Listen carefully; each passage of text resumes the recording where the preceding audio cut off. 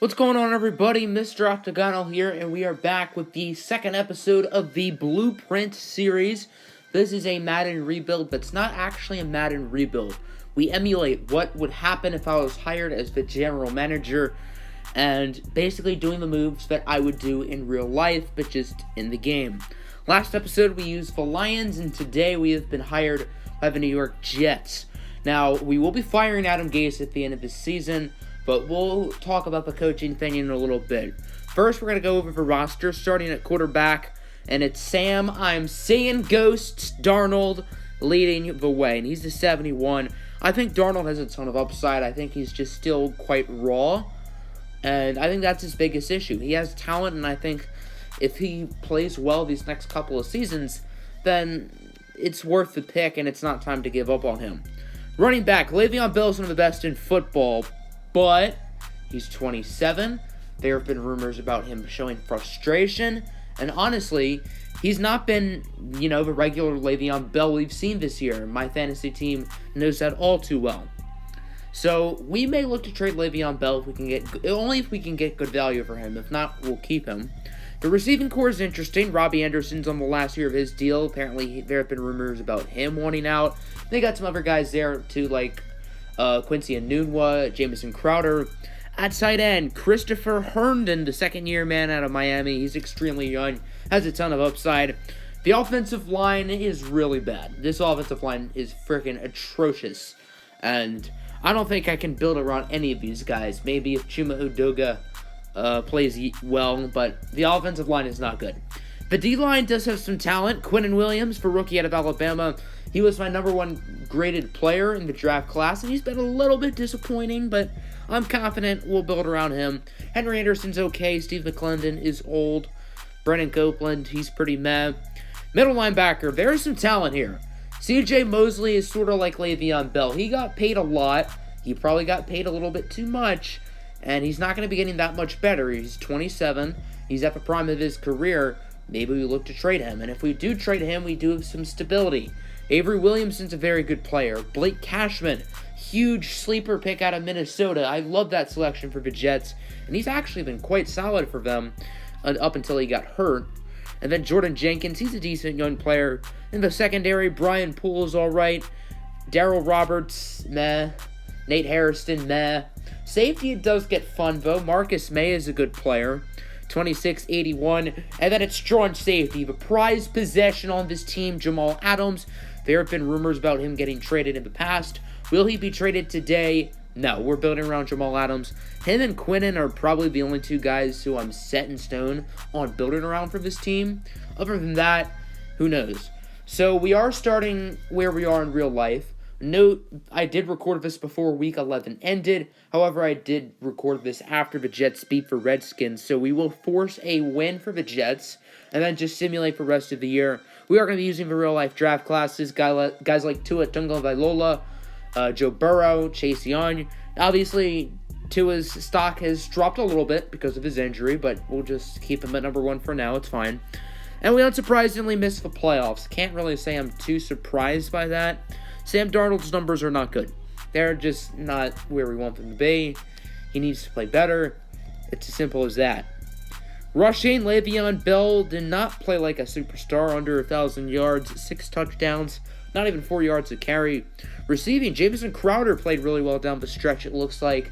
Madden loves their slot receivers. Robbie Anderson was decent as well. Chris Herndon, in limited playing time, wasn't bad. The O-line, the sack numbers are low, but don't get it twisted. This offensive line freaking sucks. Jamal Adams leads the way in tackles. TFL's 4 for Neville Hewitt and CJ Mosley. Most sacks go to Jordan Jenkins with 7.5. Only 2.5 for Quinnen Williams. And then the interception leader was CJ Mosley with 4. So, if you can't already tell, this team is not great. And I did want to look at the awards in the playoff race because this is a predictor of who Madden thinks will win all the awards. And they do have Lamar Jackson winning MVP, which very well could happen in real life. I think Jackson is being a tad bit overhyped, but I do think he's been spectacular this season. And pretty much what you would expect for these award races. Not many of the Jets players in there because the Jets stink. And no one really deserves to be in the offensive or defensive player of the year. conversations on this Jets team. So we definitely have some improving to do, as if you cannot tell already. And this offseason is going to be a big one. Looking at the playoff results, we got no real surprises on who made it. I don't see the Steelers making it, but outside of that, no shocks. But then it gets kind of weird. They have the Raiders getting, I believe that's the number 1 seed in the AFC. So hold your horses, Matt. And I'm not ready to go that far on the Raiders hype train yet.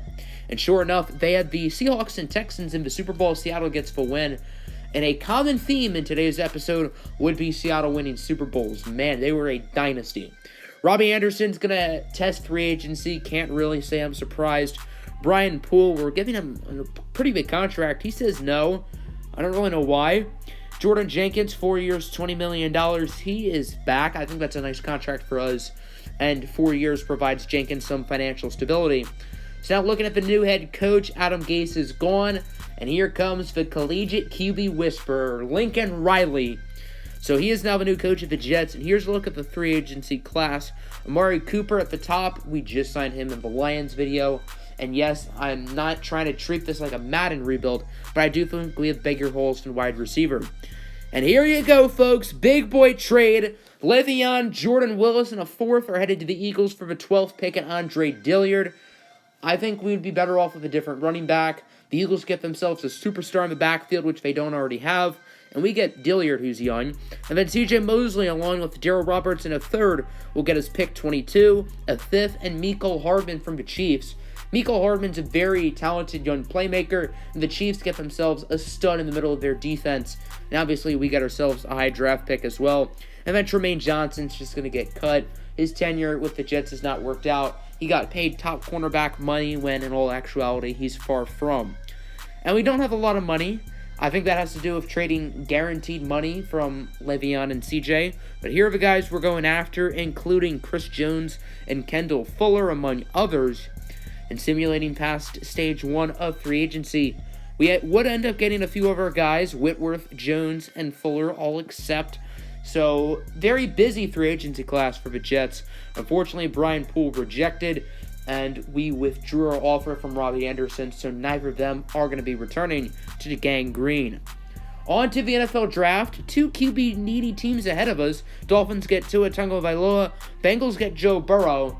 So that means Chase Young is on the board, and my plan has been to draft Andrew Thomas. This team needs offensive linemen. Thomas is the best one of this draft class, but Chase Young is on the board. And I think you got to go Chase Young here. He's the best player available. We could use an edge rusher, even as big of a need as offensive line is. It's not like an edge rusher would hurt. And he's going to be an 80 overall, absolute monster. Definitely the best player in this draft class. With pick 12, this is the selection in the Le'Veon Bell trade. We're going with C.D. Lamb, wide receiver out of Oklahoma. Very fast. He has been nicknamed the Magician because he literally is a magician on the football field. And then with pick 22 from KC, going with Jonathan Taylor to be the Le'Veon Bell replacement. Taylor is younger, he's far cheaper, and he's not even that much worse. At least in a few years, he won't be that much worse. I can't disrespect Le'Veon like that. Then in round 2, we're going to pair Taylor with his former collegiate teammate, offensive lineman Tyler Biadasz. We had to go offensive line. We didn't have a choice. And then in round 3, Jalen Reagor has fallen to our laps. We don't need a receiver, but we got to go best player available. Reagor is also a deep threat like Lamb. Reagor's very fast. I could see him running a sub 4.35. So here's a look at our draft, and man, did we hit a grand slam. 5 guys who we can build around. We also drafted Damon Arnett, channel legend, Super Bowl MVP in the Dolphins franchise. Also added Solomon Snell and Yasir Durant, along with Lamichael Perine, the talented running back from Florida. I'm surprised he's 7th round projection. I think he's a little bit better than that, if I do say so myself. So here's a look at the team headed into season number 2. It looks a lot different. 4 hidden dev trait players on offense. Not a lot of continuity. Sam Darnold looks like the longest tenured player on this offense, for crying out loud. And then Quincy Noon was going to a trade block. We don't need him. He's our number 5 receiver right now. And I don't really know what I want to do with Crowder or Mecole Hardman. Obviously, I definitely want to make Lamb and Reagor my top 2 priorities there. Then looking at the defense, Chris Jones, Chase Young, now on the D-line. Jamal Adams now has Superstar X Factor. Nate Hairston now has Star. Kendall Fuller is now the number 1 corner. So this team looks leaps and bounds better than last year's team. And now it's time for the contract extensions. Jamal Adams has to come back. There's no choice. We have to. And he's back on a 7-year contract in the $100 million ballpark. Definitely the most amount of money a safety has ever gotten. And we finished 8-8, which is improvement, which is what I asked for. This is a make-or-break year for Sam Darnold. And he plays meh. Better than last year. Career year, but I don't really know if we want to stick with him. Jonathan Taylor put up similar numbers to Le'Veon Bell last year. Jamison Crowder balled out. Jalen Reagor was good. CeeDee Lamb, I want to see the yards per catch higher because I feel Lamb is best when he has the ball in his hands. So maybe that might need like some scheme change or something. Andrew Whitworth was terrible. 18 sacks allowed. That ain't it, Chief. Blake Cashman and Damon Arnett at the top for tackles. Seeing Arnett there is not a good sign since he's a corner. Chris Jones leads in tackles for loss. 9.5 sacks for Avery Williamson. Not a traditional edge rusher, but you do want to play Blake Cashman inside. Then interceptions, 2 for Damon, 2 for a few other guys. So on a re-signing phase, Avery Williamson says no, and Marcus May will also say no. So both of them are headed to the open market. Maybe we bring him back, maybe we don't. So now on to Brian Winters, one of the few talented offensive linemen this team has. 1 year, $7.49. He says no. Nate Hairston, he went up to Star Dev, 2-year contract. He's going to stick around, which is good. I didn't really want to let him go. And we have a lot of money, which is good because this free agency class is very, very good. Chris Godwin catches my eye, but we don't need a receiver, like, at all. So we would end up offering a few guys, and I think that some of these players can make our team a lot better. And the safety position is the biggest question mark. Do we want to go after Marcus May, or do we want to go after a guy like John Johnson? And we're going to pay Johnson, also going after Calais Campbell and Brandon Brooks. So this is where things get a little bit awkward.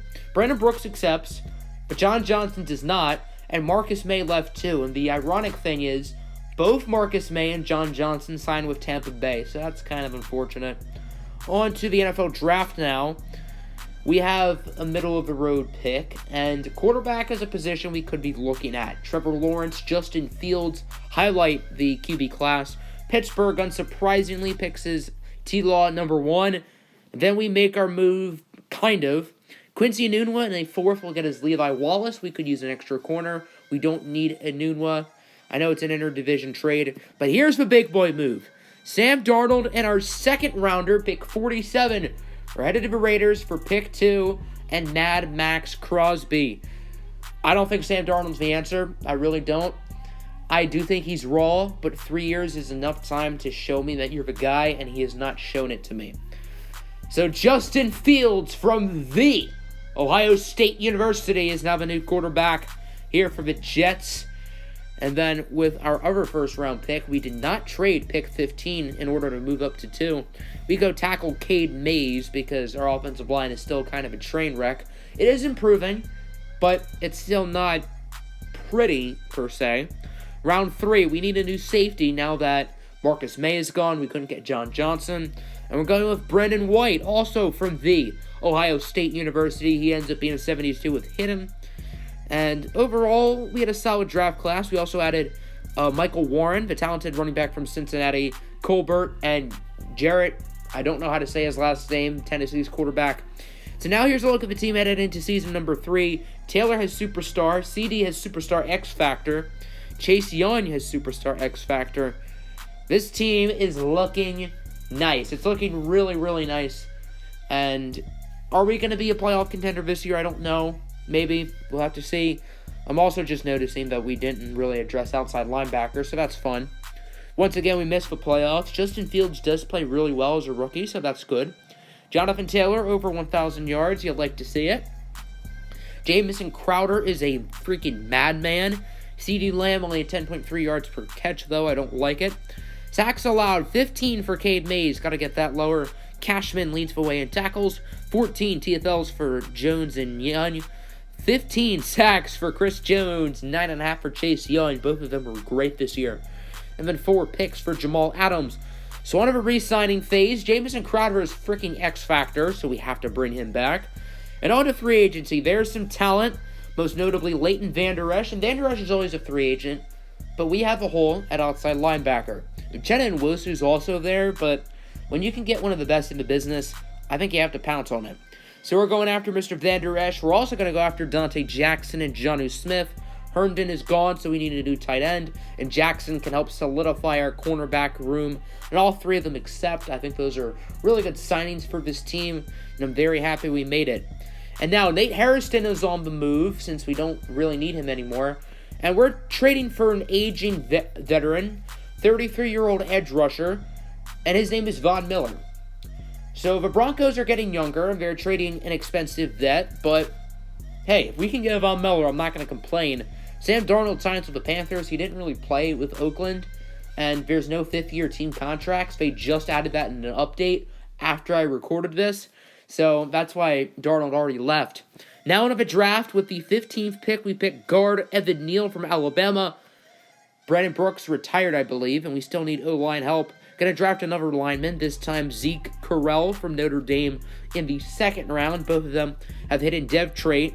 And we drafted another hidden dev trait player, Julian Barnett from Mississippi State, I think that said.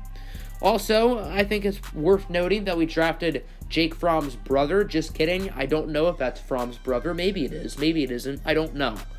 But here's a look at the team headed into Season 4. Superstar backfield, superstar X Factors at receiver. Our D-line is insane. We have 5 X Factors on the defense, plus a superstar in Quentin Williams.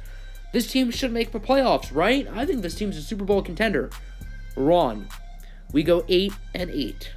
Justin Fields played exceptionally well. These are phenomenal numbers. I don't know how we sucked so bad. Jonathan Taylor played well. John Kelly was decent. Jalen Reagor was our leading receiver. CeeDee Lamb, 9.9 yards per catch. I want to throw up. Cade Mays, 16 sacks allowed. Can't let that happen. Cashman and Vander Esch leading tackles for loss.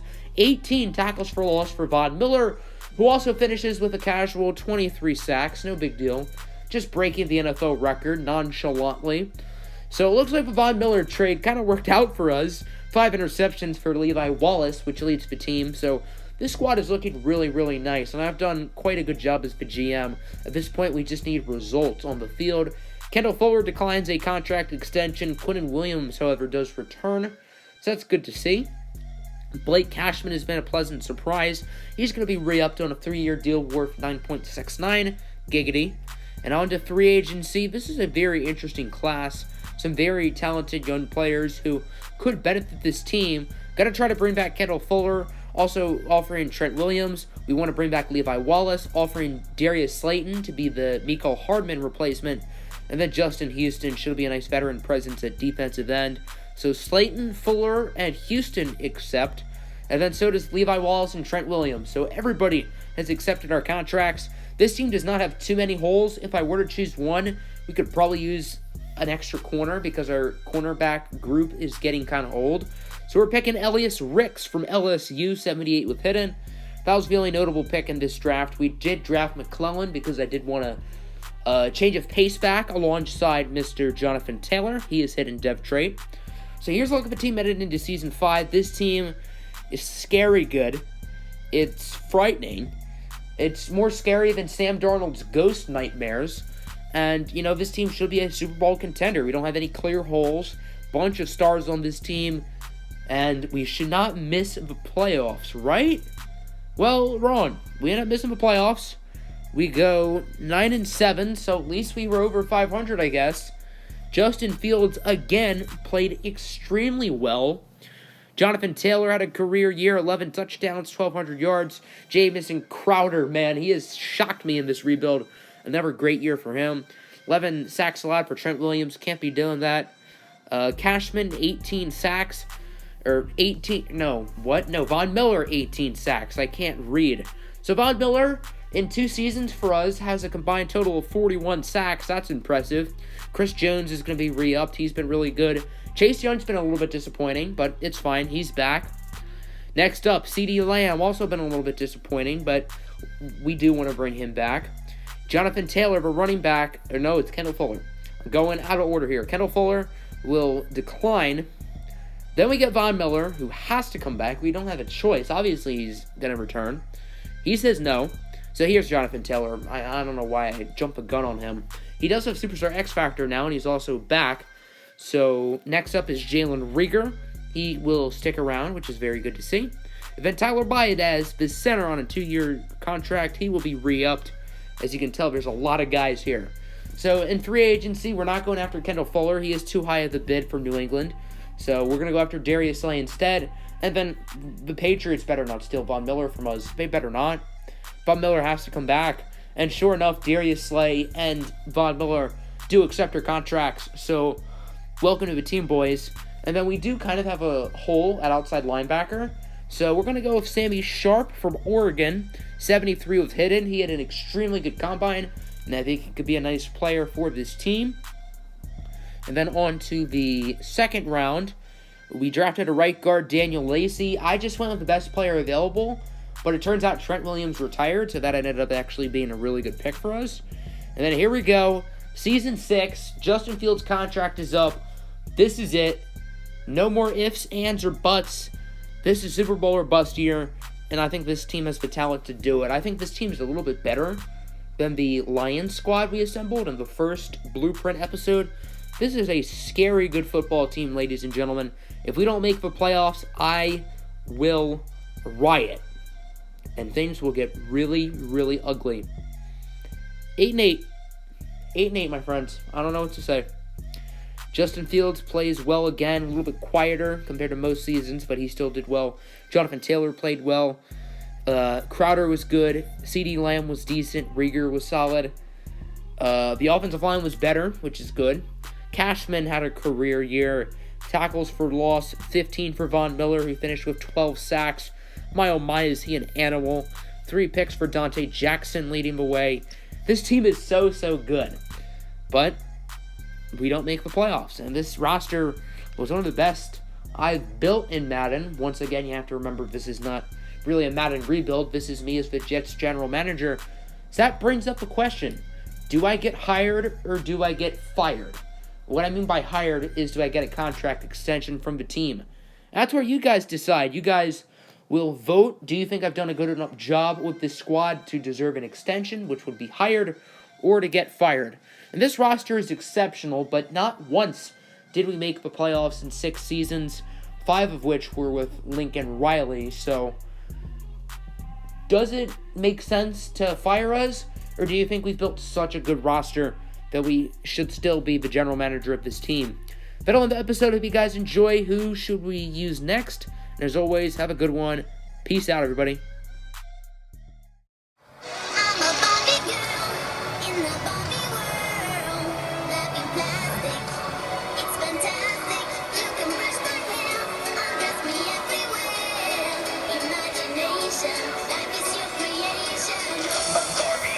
Hey,